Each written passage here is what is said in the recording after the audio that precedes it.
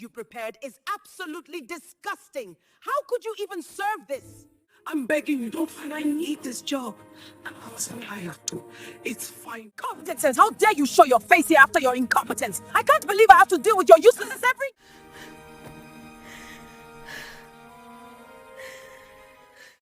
My name is Peter.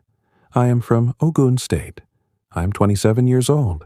I work as a driver and part-time house assistant for Chief Olaron Femi, one of the richest men in our area.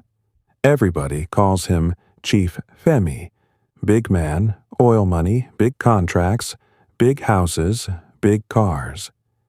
Even his clothes smell like money. I started working for him when I was 19.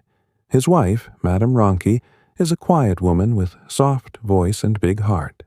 But their only daughter, that one was fire.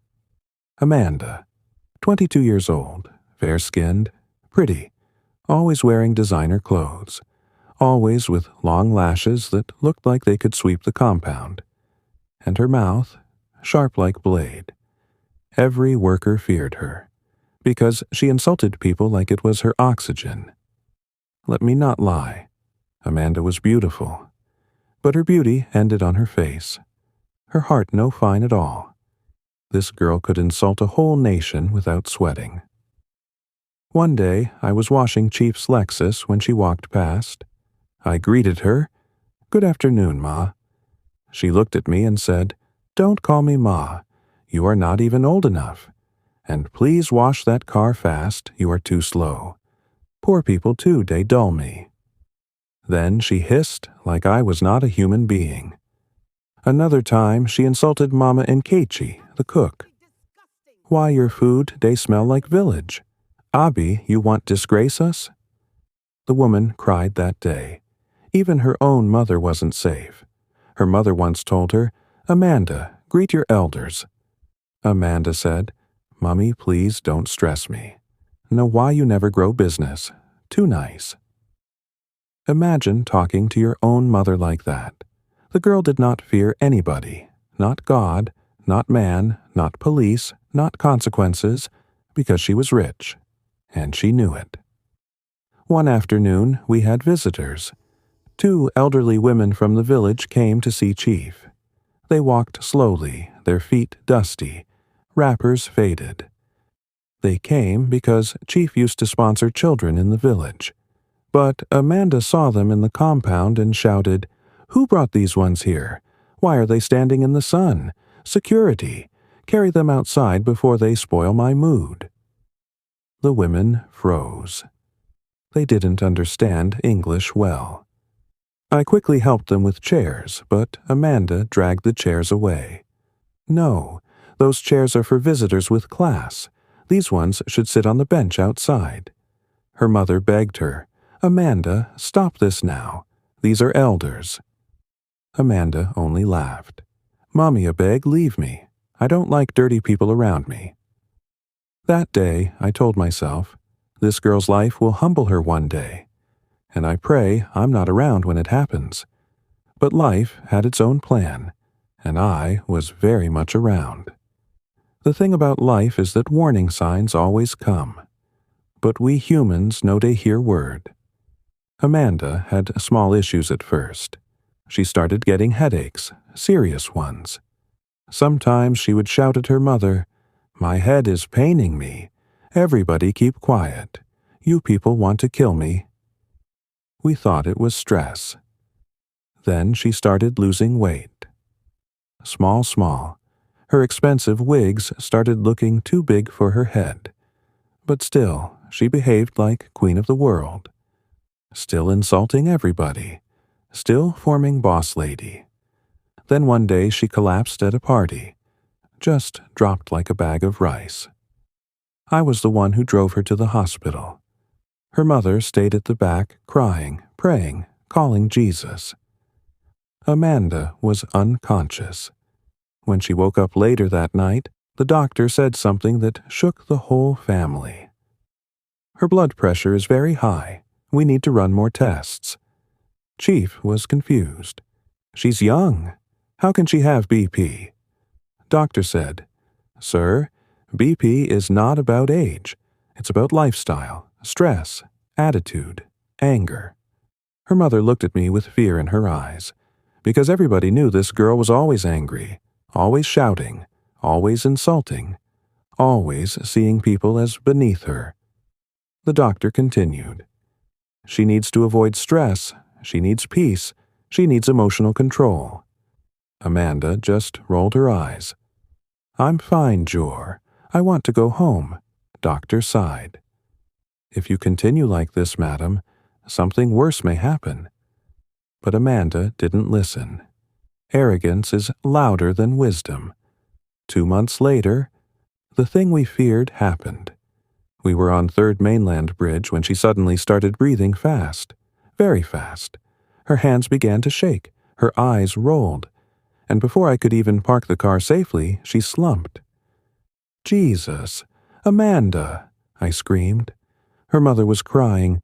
Peter, drive! Drive fast! We rushed her to the hospital. This time, the doctor didn't speak softly. He said, her condition has moved from bad to critical.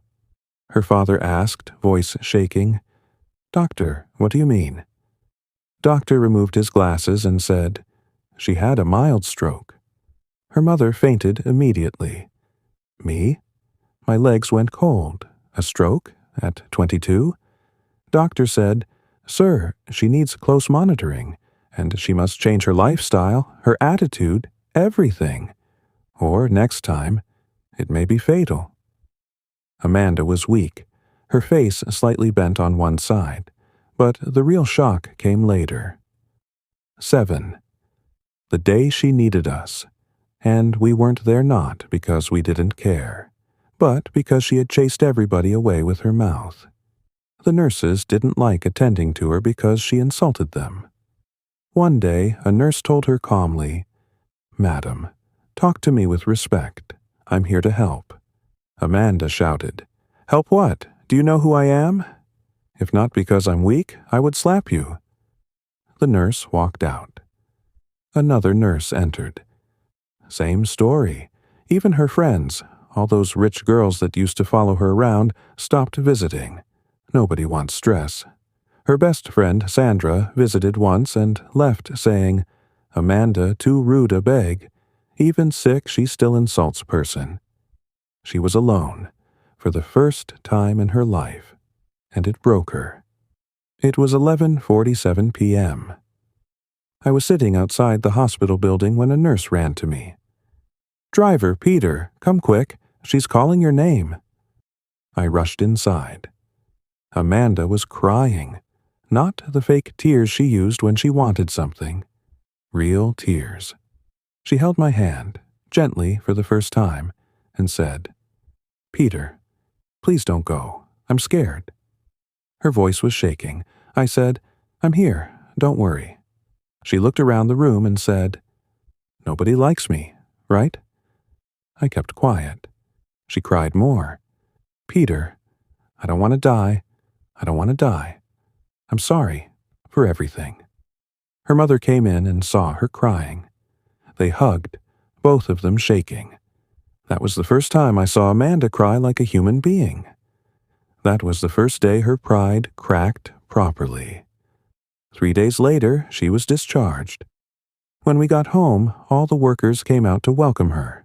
Normally, she would walk past us with her nose in the air. But that day, she looked at us. Her lips trembled. Then she dropped to her knees. Kabagam! Everybody froze, and she said, voice breaking, I'm sorry for how I treated all of you. I've been stupid. Please forgive me. Please. Silence. Then Mama Nkechi, the cook she insulted many times, rushed forward, crying, and hugged her. Others followed. That day, the compound smelled like peace. The change was real. She started greeting people. She started helping her mother in the kitchen. She apologized to the village women she insulted. She even went to the hospital to apologize to the nurses. And to me, she said, Peter, thank you for not giving up on me. I told her, No wahala, madam. But inside my heart, I was smiling small, because life had done what we all could not do. Life had humbled her. Softly but loudly. Working with that family taught me something. Money can buy almost everything, but it cannot buy humility. And life will teach it to you if you refuse to learn it yourself. Amanda didn't change because someone forced her. She changed because life held a mirror to her face and showed her who she really was. And she didn't like what she saw one morning. She looked at her reflection and whispered, "I could have died, and all people would remember is how wicked I was."